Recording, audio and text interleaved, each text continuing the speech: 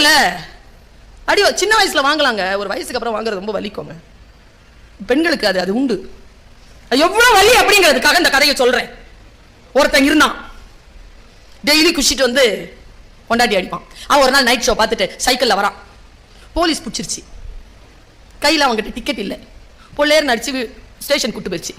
அடிச்சிருச்சு, நீ தானே திருட, நீ தான் திருட, நீ தானே அந்த வீட்டில் நீ தானே திருட, நீ தானே இந்த இல்ல சாமி நான் திருடல, நான் ஒன்றும் செய்யல. இல்லையே, உன் மூஞ்சியை பார்த்தா அப்படி தெரியலையே, உன் கண்ணை ஐயா குடிச்சிட்டா ஐயா அவ்வளோதான் அவர், நீ தான் எழுது, கையெழுத்து போடு, கையெழுத்து போடுன்னு ஒரே சிரமம். அடிச்சு உடம்பெல்லாம் புடஞ்சு போச்சு.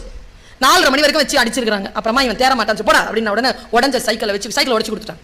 உடஞ்ச சைக்கிள் வச்சுட்டு வீட்டுக்கு போறாரு. இவர் வீடு போனா வாசல்ல மனைவி ஓ என்ன அழுறா, எங்கெங்க போனீங்க, ராத்திரிலாம் வந்துருவீங்களே, எங்கெங்க போனீங்கன்னு சொல்லிட்டு உட்கார வச்சு தண்ணி ஊற்றி உடம்ப தொடச்சி மஞ்சள் பத்து போட்டு சூப் வச்சு கொடுத்து விசிறா.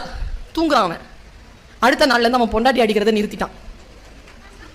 ஏன்னா இவன் மஞ்சள் பத்து போட்டாலே அதுக்கு இல்லை, காரணமே இல்லாம அடி வாங்கினா எவ்வளவு வலிக்கும்னு அவனுக்கு தெரிஞ்சு போச்சு. இப்படி ஒரு சிறுகதைங்க. இதை படிச்சா நான் ஒருத்தன் போலீஸ் கிட்ட மாட்டினாமலே திருடுவானா இல்லையா? இதுக்குதான் படிங்கிறது.